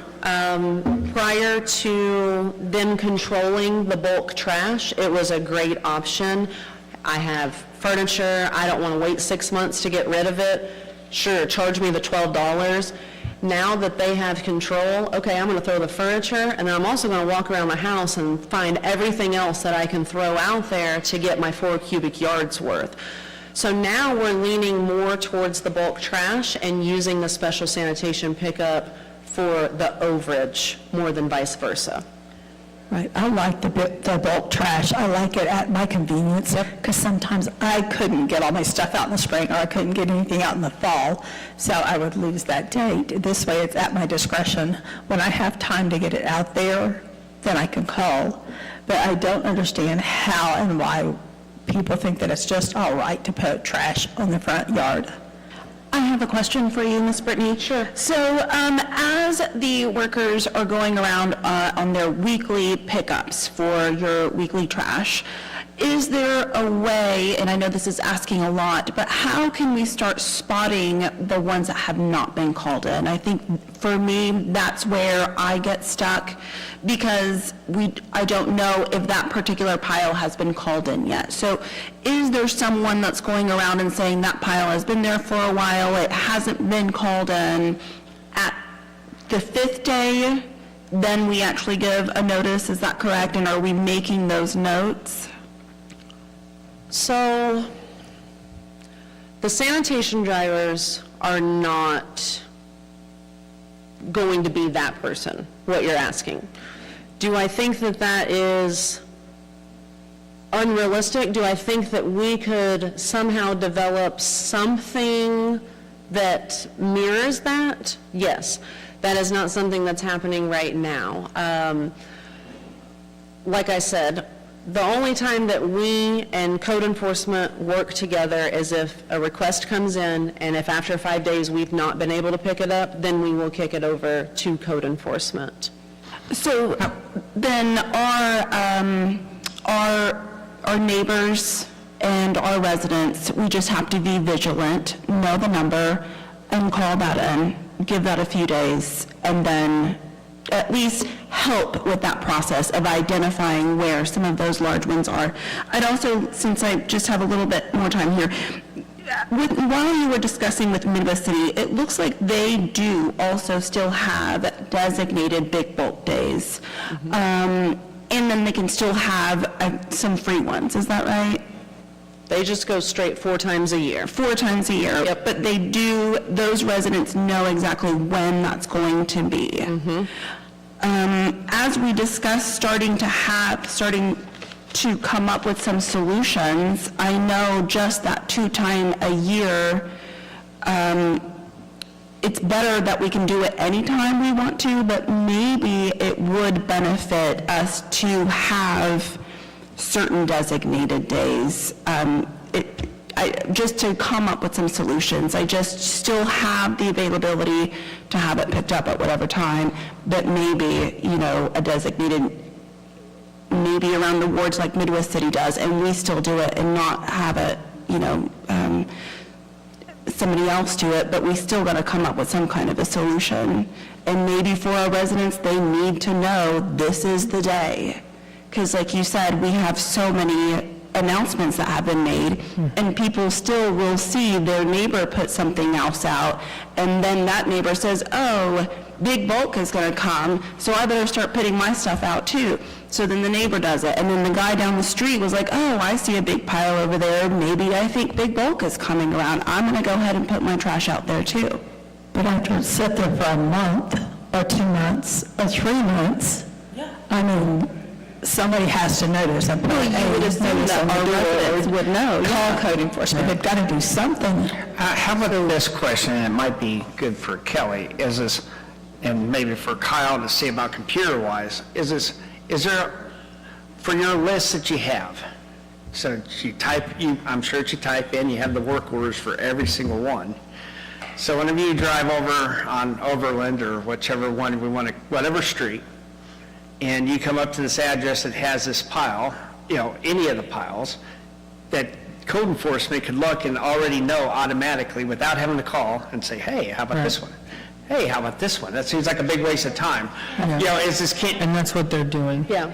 So They have the ability to that. And so that's it. And so how often is it not? I mean, so right now, Brittany has pretty much proven the point that the city's doing the best that they can do with what this has. And so then it moves over to your side, which is, how do we hammer and get this point through to them? So the only question on communication that I have, because you have done an incredible job getting it out there, literally knocking doors, for lack of a better term, the only thing I could think of that may or may not work, and I don't know legally if you can even do this, would having one of the generic emails like sanitation at City of Del City that you can email at midnight whenever you do remember, crap, I've got to turn that in, or does it have to be a phone call? Would the email suffice to tell you, can you pick up 3701 Southeast 15th, and I leave my name, that way you know it's me, or is that not enough for proving a... So I have process requests that come through the info@cityofdelcity.org. I will engage with them and, hey, verify your name, your date of birth, and give me a phone number. I have no problem doing it through email. The biggest thing is that it just has to be, I'm not going to let you make a request on him because I don't know if he knows, and then when he calls and I say, sorry, JD already used yours, then, so it's fine going through email. We even talked about with the new website, seeing maybe if there's an option that we can build in where a resident can go on there through their portal somehow. And, yep, I want to request it, and the verification's already done, so that when we're just getting them a list, all right, here we go, here's your bulk trash work orders for the day. Those are things that we definitely want to look at. Again, we know that there's always a way to improve, even if it's going right. How about the fee for the excess trash? Because, that's an extra step and an extra wasted time for a truck and time and, probably another week added to it. Is this, City Attorney, what's your thoughts about where Oklahoma City charges the set $13 and Choctaw sets $15 per cubic yard? Obviously, we don't need to have that kind of money tied to it, but, maybe we go with that we just go ahead and set up in our procedures and our policies, it's an extra $10 per cubic yard. And in that way, once that truck is called out there, because once they call them, we already know that they want them to come. And I just want you to get it all, and fortunately, that... I had the same thought when she was giving the presentation, that we're the only one that requires further step. If they come out, it's too much, it's more. To me, when they make the phone call, they're authorizing us to pick up the trash. If it's over 4 cubic yards and it's a $20 fee, I just think it's an unnecessary step to reach out to them. And I was going to actually ask you, do we have any situations where they don't pay the fee or we can't reach out to them and that trash is still sitting there and then gets turned over? I'm sure there are, but right now, we have nothing to go based on just unilaterally saying, well, you're going to pay $10. If you all want to pass a resolution, I'm all for it.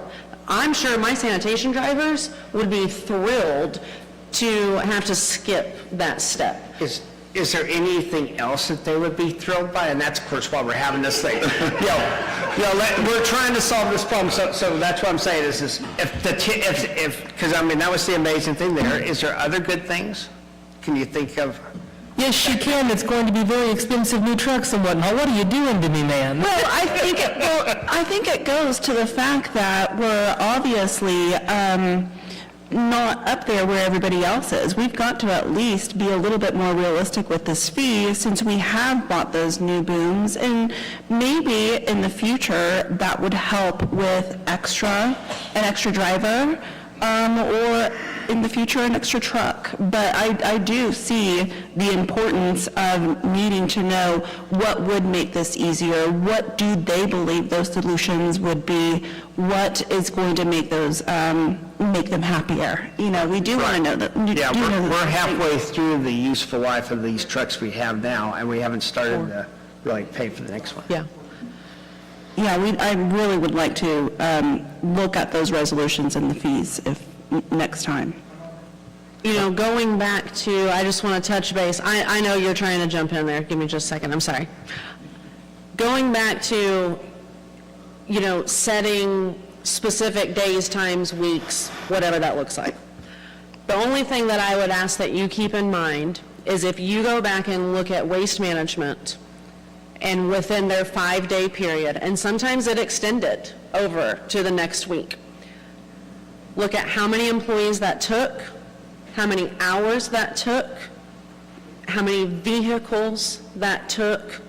You know, right now, best case scenario, we have 2 employees running a knuckle boom 8 hours a day, 5 days a week. We will still be right in the same position that we're in right now, except rather than, you know, Ward 4 having 4 piles out on Friday, you're going to have 104, because now we've told everyone, put your stuff out, and we're not going to be able to keep up with that demand. And so that was kind of some of the thought process behind let people pick, because then it's going to spread it out. Don't overburden ourselves. I would rather underpromise and overdeliver than vice versa. And that is my biggest fear, is if we change to set days, zones, weeks, whatever that looks like, we will never be able to keep up with that demand, ever.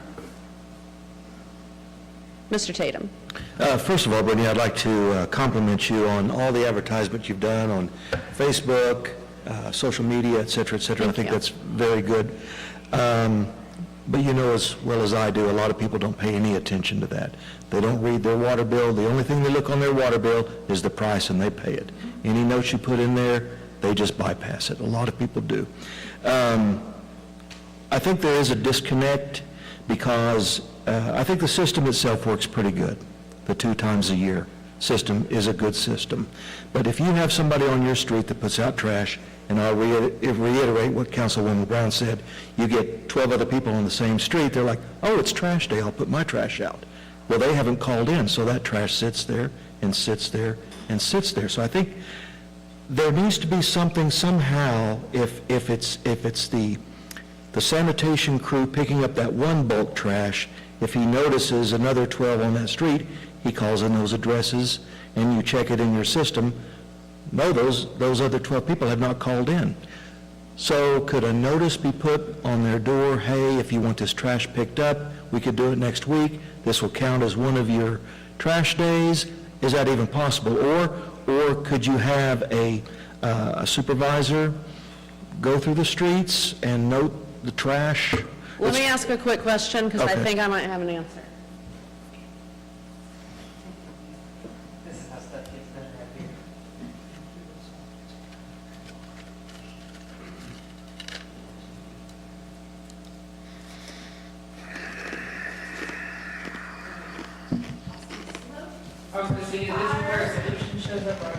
So, hey, Brittany, is there any way when they do put a notice on the door, you could put, here are your options? 1, get rid of your trash. 2, you can call for a special collections pickup, or you can call for one of your bulk trash. I mean, it gives them I options. believe it Or already if we get a states that ticket. on the code enforcement courtesy notices. Okay. I feel like if you give them options, then at least they've got options. But- They can, But code enforcement isn't going to know about that unless it's called in. There's no proactive way that we're checking, there's trash there, there's trash there, there's trash there. We need to address that. So, Some proactive code enforcement, yes. will you allow me to answer your question in, that is already something that we are starting to work on, and we potentially have an answer that I can't roll out right now, but give me until the next council meeting? It's very agreeable. Okay, Yes. thank you. Can I point out a legal question real quick here? So the bulk trash we're picking up is put at the curb. So if you put something at the curb and it's stolen, and you call the police, they're probably not going to do anything if you put it at the curb. We got junkers coming around, metal, all this stuff. I don't know that there's, we're making a big deal of making sure that we have permission to pick it up. We're making a big deal to make sure that if it's over, that they pay for it. But I don't know that we couldn't do a pickup. If it's at the curb, do a pickup, mark it, count it as one of their 2 a year, and go on down the road. And that might, Well, that was my question about all this, and this is all just talking out loud. There is no decision on this one, because it's not really an ordinance for us, but like the MSA, because that's our utility company, just like with the, I don't know if terms and conditions is the right word, but that's what we have with OG&E, ONG, Cox, AT&T. Can we not have that where it's just kind of an understood, if you're a utility customer of the city of Del City and you leave something but, 1 foot from the curb, that's our trigger to collect? I don't know if that's even appropriate I or would not. I don't want to take action on it because I would like to verify my thought on that, but my thought is, yes, if you put it on the curb, especially if we have it in the agreement that anything left on the curb is subject to being hauled off by the city, that might simplify. We're still going to count it against them. We'll still bill them over if it's over 4, because I think we need to have it right. And on then there. my only question to that is then what happens when JD has already used both of his pickups and he knows that Pam is out of town, so he's going to bring his trash to Pam's house? That's a good And idea. then we're going to charge Pam. He better not. I think the honest answer to that question is I think we're making some issues our issues that aren't necessarily our But they issue. come up. They may have, but but I don't know that that's a city issue. And once JD dumps all of his trash at Pam's, that is a legal, no matter what, Pam has to clean it up. So if somebody comes and dumps trash on my property, I have to clean it up. And if I don't clean it up, then Kelly comes and gives me a minimum $400 to $600 bill.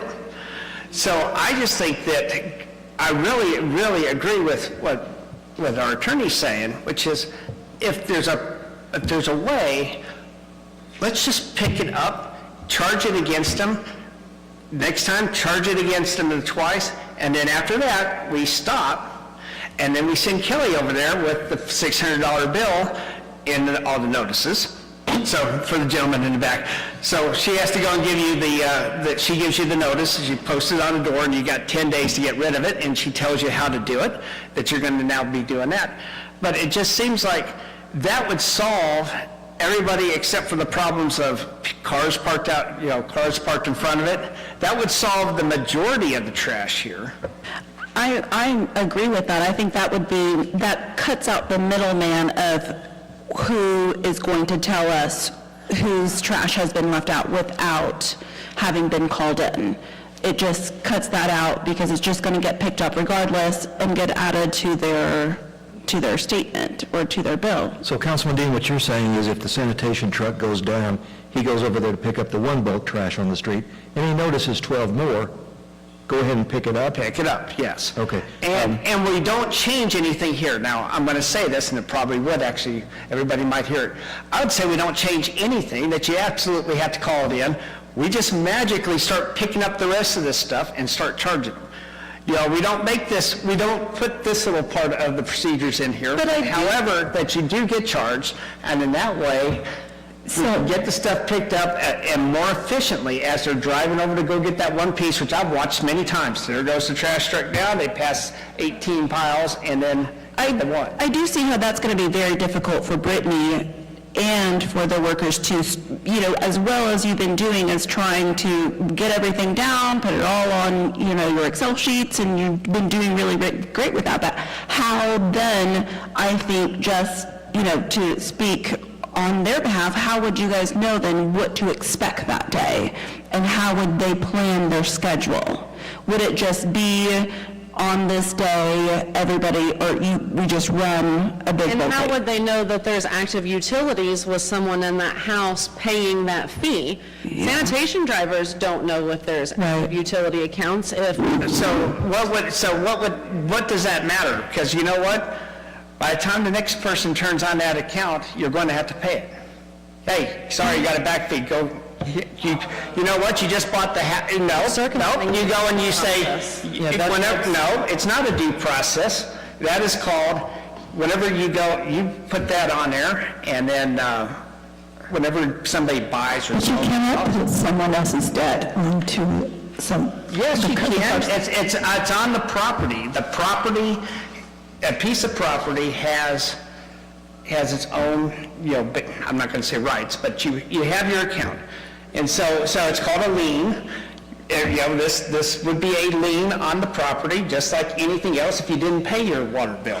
And that's what that would end up being. If you didn't have the stuff, here it is. And if When Waste Management, when they were doing it, they didn't have a list of vacant houses and houses that weren't paying services on their bulk day, they went by and they picked up bulk services. I'm sure they were taking advantage of it. I'm sure there were vacant houses that somebody else wouldn't put trash in front of, but they didn't worry about it. I mean, and to some extent, we're making a mountain out of a molehill. That's right, I think that we can simplify.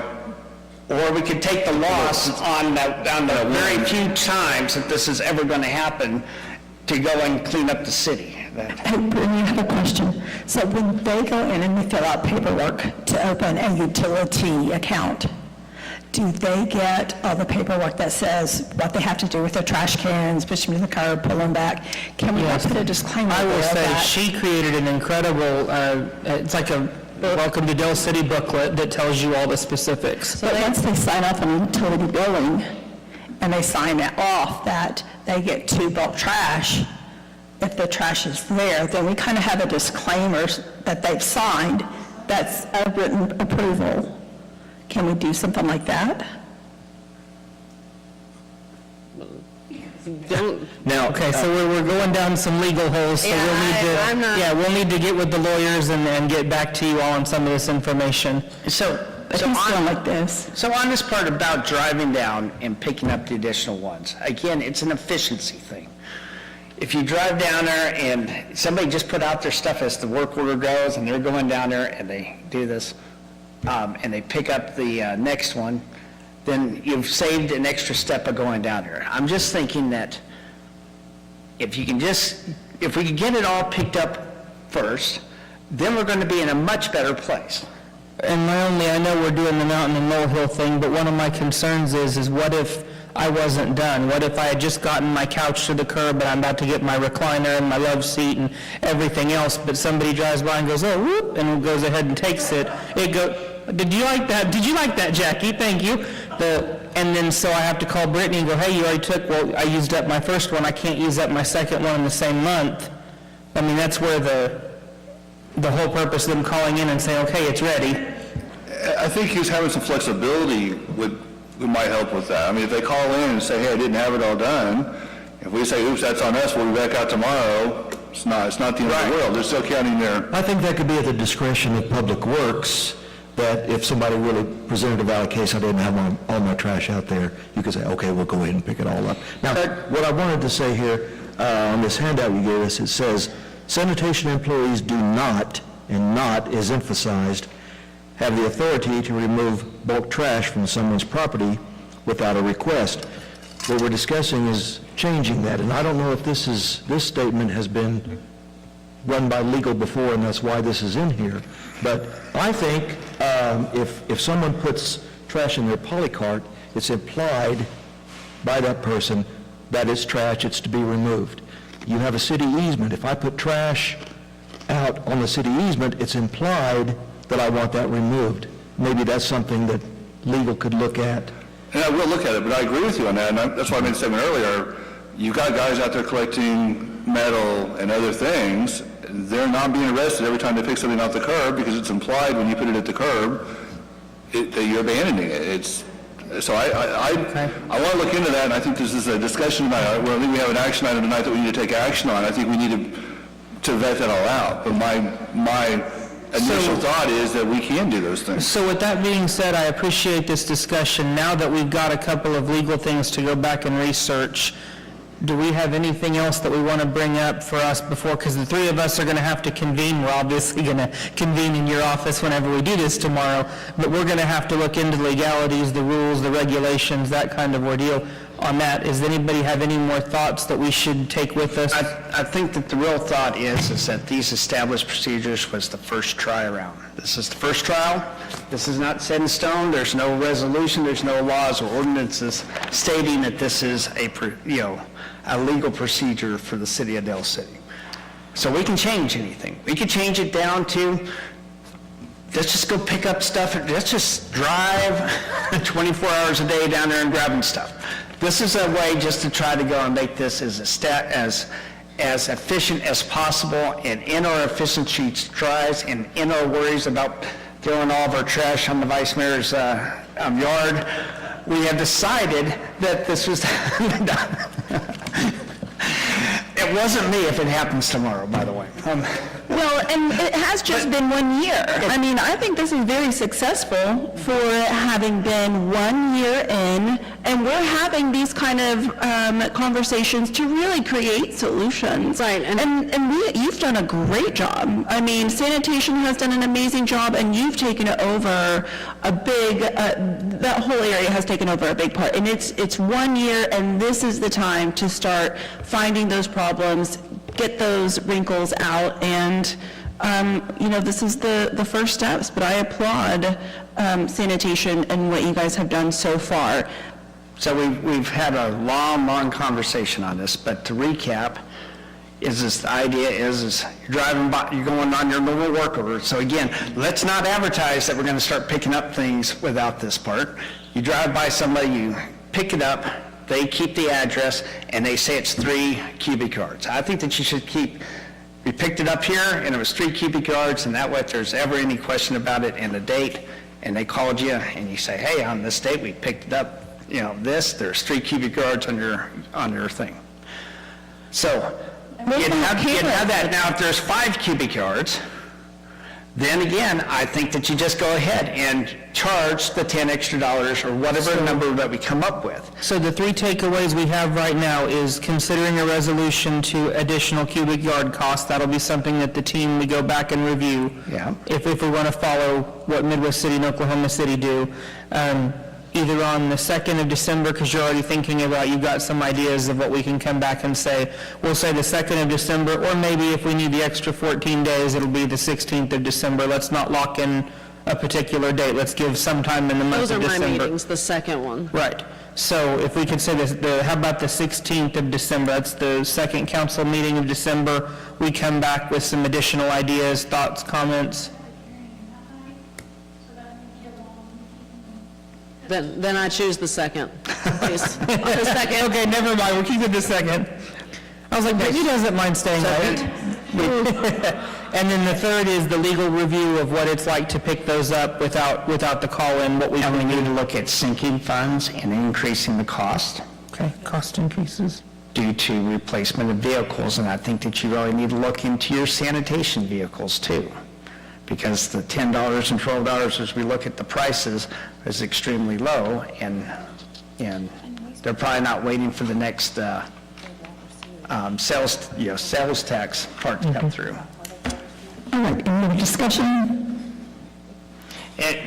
Ma'am, I'm not advocating for anybody to come up and say it's a good idea. Is there any last thoughts, sir? You came up here specially? I mean, I'm sorry, ma'am, if you don't mind. We're fine. But yes, we appreciate you coming here. We're all frustrated with this, yes. Okay, my name's Barry Gentry, 2429 Becker Place, Del City. Okay, I've listened to this conversation for the last 30 minutes, and some have been good. I think yours is a good start. But my personal opinion is, why don't they just pick it up once a month, charge a couple bucks more a month for the bulk pickup, and move on down the line? Because right now, I have to disagree with you, respectively, it's not working. It's not. Like I said, 21 houses in my neighborhood within 5 minutes, and I've talked to Pam, and she has a few in hers. It's not working. So if something needs to happen, and quick. And, I used to be part of the Del City Beautification Committee, not Beautification, Parks Committee, so I know how long it takes.